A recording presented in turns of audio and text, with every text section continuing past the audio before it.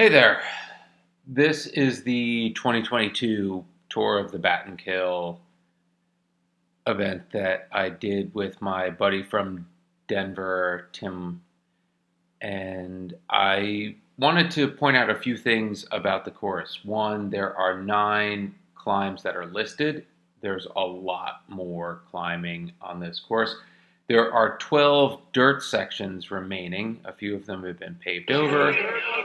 But what I thought is important is to highlight just the flow of the course, right? Like there's so much to see, and especially on this day because it took almost 5 hours to complete for me, that there was a lot more to the event than just racing, right? Like if you come here to race it, you're going to have a good time. If you come here to ride it, you're going to have a good time. If you come here to challenge yourself, you're going to have a good time. Why? Because the entire experience is based on just making sure the experience is what you want it to be, right? So the course itself, every course designer, race director should probably look at this one as an example of how to do it well. Right, there are examples of how to do it wrong, there's examples of how to do it poorly. This particular one does it extremely well. This course flows. And even on a day like today, where it's barely spring here in the upper regions of upstate New York, it's cold, it's dark, it's cloudy, there's a wind that is constantly out of the northeast, and we are going in an anti-clockwise rotation here, which if you could look back at the map before, you'll notice that we're going to be fighting the wind a lot of the day.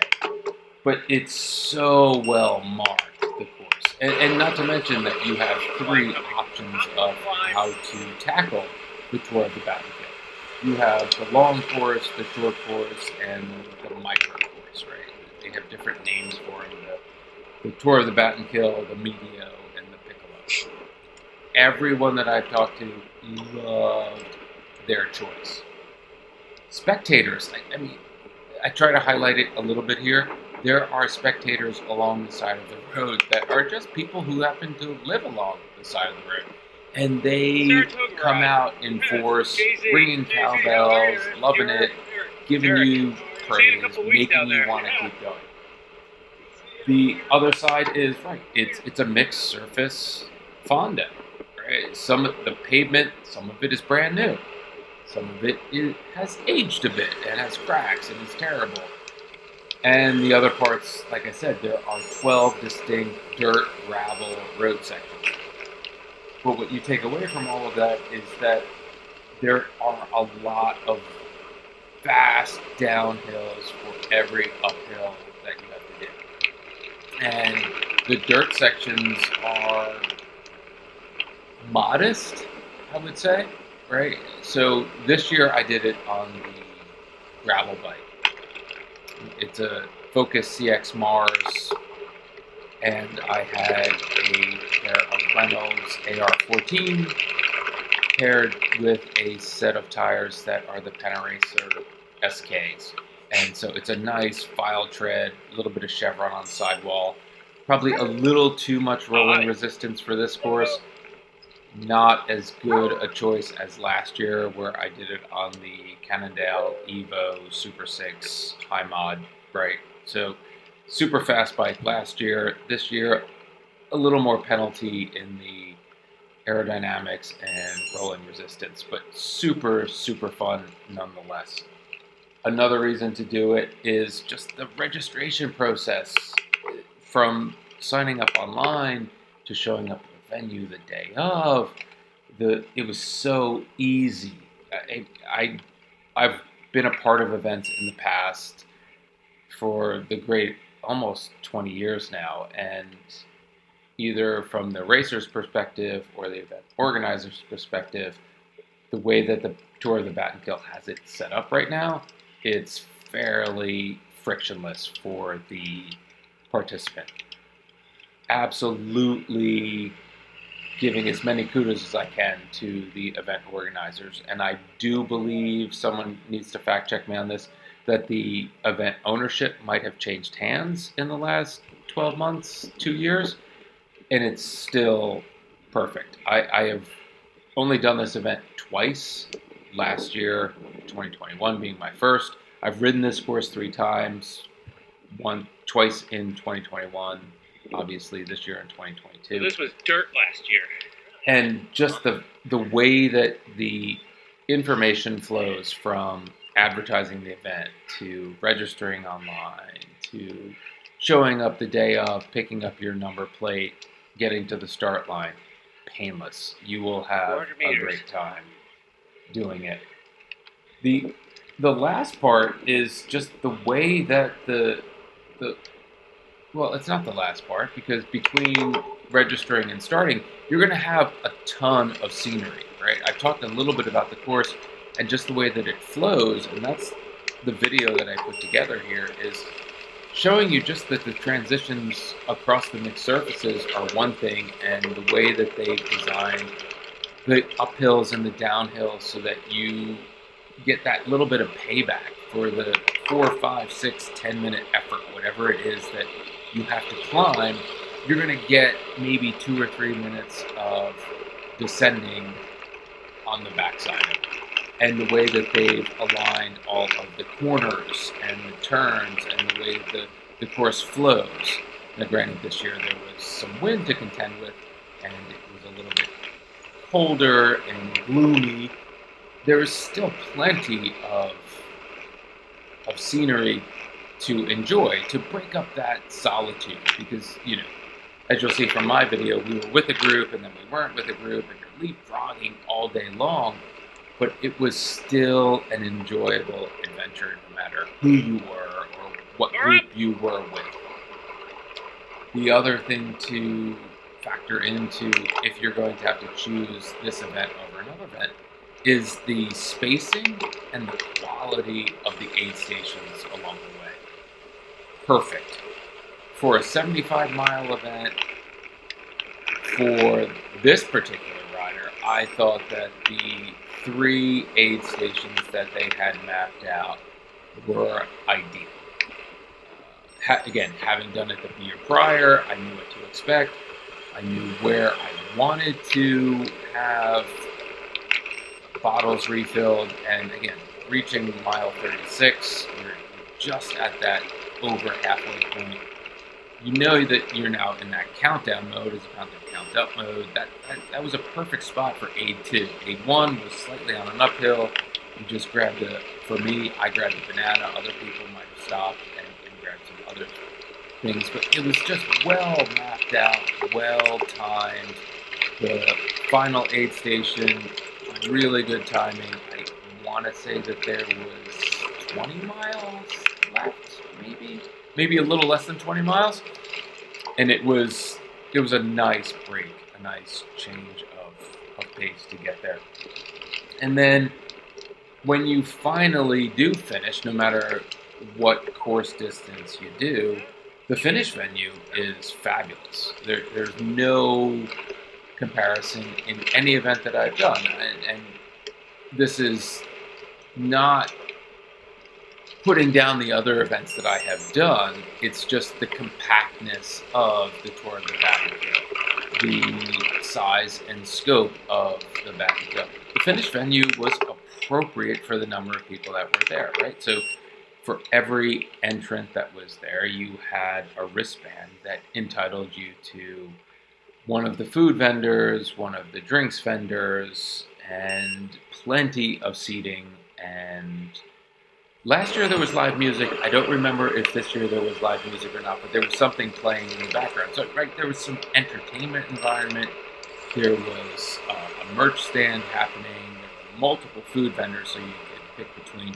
This year I went with the bacon cheeseburger and chocolate milk option, which was killer, especially after a 5-hour minute. This was much longer than last year, and more just cyclo-touristy pace, but still, I mean, you have to put in the work, so you obviously are going to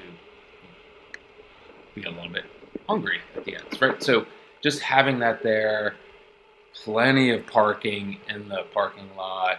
The award ceremonies were ideal. They were located right where we were all eating and drinking, and the music was happening. So just a really good community style event. So if you have to choose an event, I would encourage you for the spring of 2023, consider a Tour of Battenkill. Bonus, it will be a couple of weeks, 2 or 3 weeks later into May, and all of the leaves on the trees will have more than likely come out. This video, as I published it now, is 10, 12 days after the event, and I can already tell you, the Adirondacks are in full spring mode. The trees are blooming, the flowers are blooming, the pastures are blooming, so if you come up here for this event in 2023, you will have a much more picturesque, scenic, possibly hotter Tour of the Battenkill. So I'll stop there. I think that's all you need to know about the video that I'm sending. Thank you. That I'm producing here. Is that this course flows very well, and that's what I tried to capture. There's a lot of transitions that you don't see, but what I wanted to show you was just all of the corners, all of the excitement that happens between the different sections. You have, as I said earlier, 12 dirt sections and 9 climbs, and some of those climbs are back-breaking. 9, 10, 12, 15, 16. I think at one point I even saw 20% gradient on some of those climbs. But everybody has to tackle them, right? So it's not that you have to work any harder than the person in front of you. You just have to work as hard as you want to. And this is fast becoming one of my favorites, especially since it is my, now that we're in upstate New York, my local race. So sit back, enjoy the video. Talk to you later.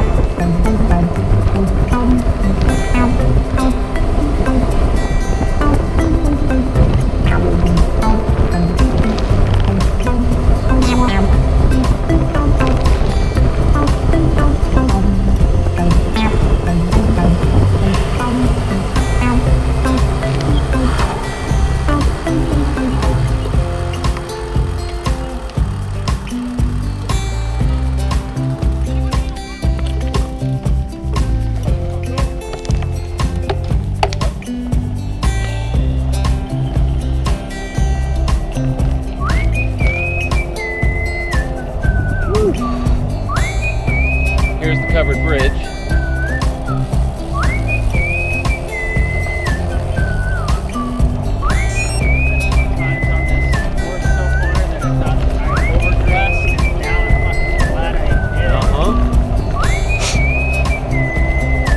Yeah, there's some of the descents. I'm like, wow, I'm still chilly. I am sweated up.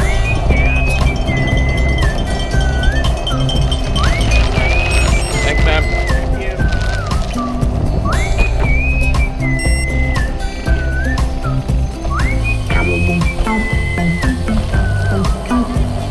Thank you. 40-some miles to go. Ugh. Thought that we'd get shelter back here.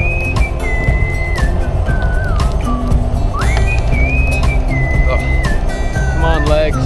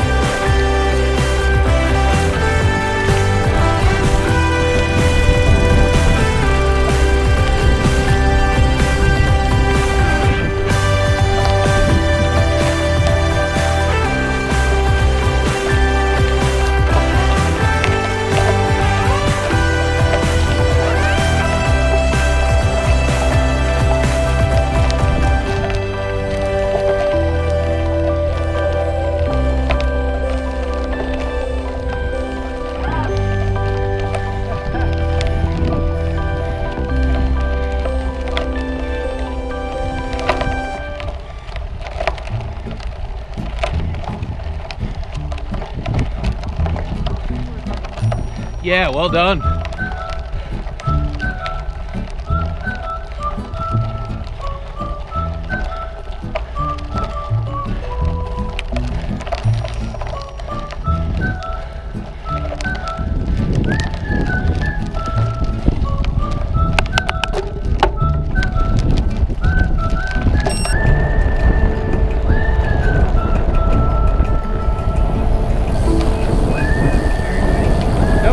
Dude,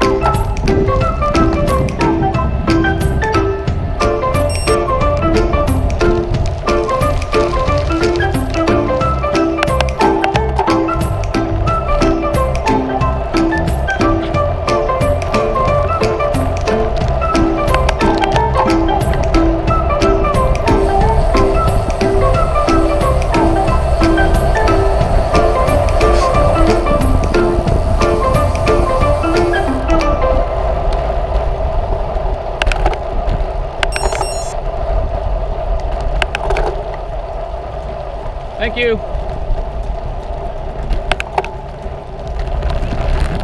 Ooh, fresh.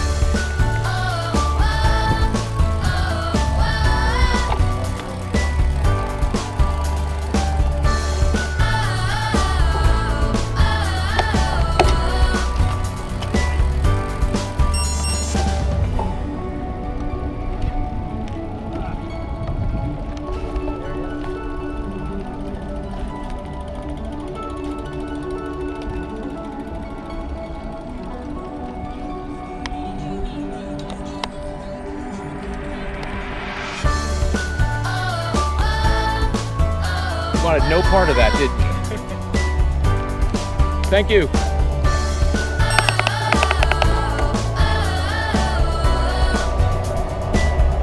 Ah.